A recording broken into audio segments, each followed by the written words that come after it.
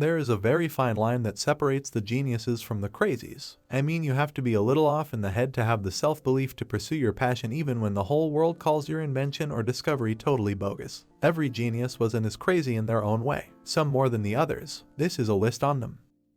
Charlie Chaplin, a fantastic artist and an entertainer par excellence. His silent films are still spoken about by cinema lovers around the world. But he was a little weird. Okay, very weird. He hated children, but that's not the crazy bit. Here's the crazy. He used to throw custard pies at naked women. Some call him the inventor of the casting couch. He would audition actresses by making them strip. He would mime fondle them before throwing custard pies at them. There is no why to this. Pythagoras, revered as a famous mathematician and scientist. Many don't know that he actually started his own religion, Pythagoreanism. Some of the commandments of Pythagoreanism, however, were a bit odd-like. Do not under any circumstances eat beans, do not walk on highways, and do not step over a crossbar. No wonder Pythagoreanism didn't gain popularity along the way.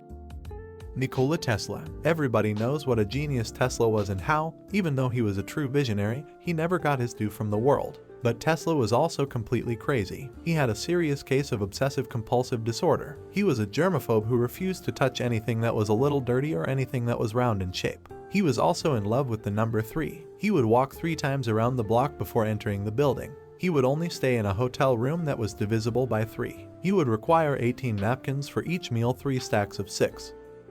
Benjamin Franklin, one of the founding fathers of the United States and an author among a host of other important things.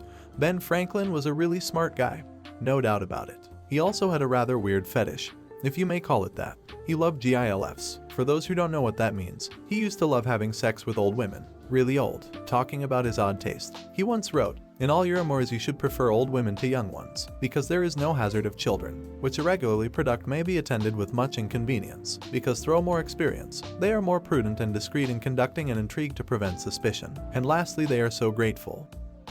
Michelangelo. Michelangelo is the most well-known and arguably the greatest artist of all time. But he wasn't known to be very hygienic. He would even go to bed in his clothes and boots. His assistant said he would sometimes go so long without taking his boots off that his skin would come away with his boots, like snake skin. Excuse me while I take a moment to barf here.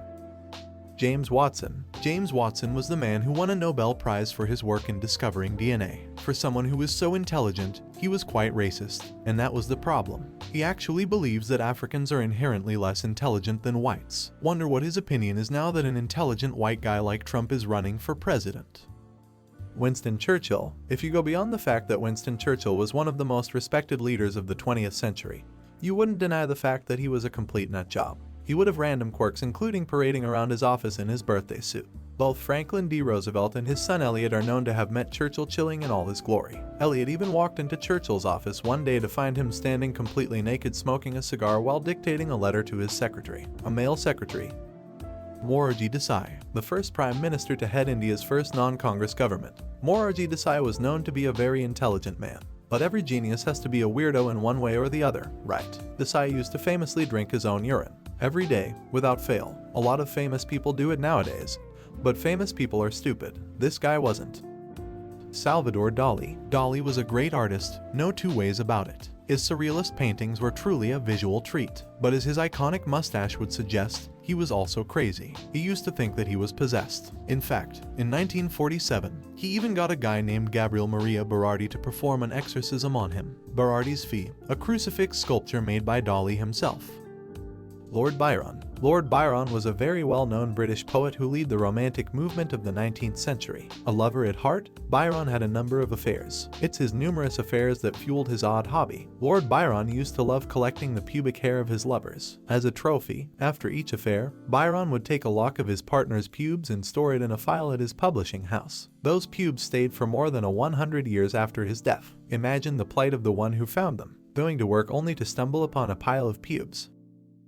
Thanks for watching, and don't forget to subscribe and smash the like button. If you have more interesting ideas, don't forget to leave them below.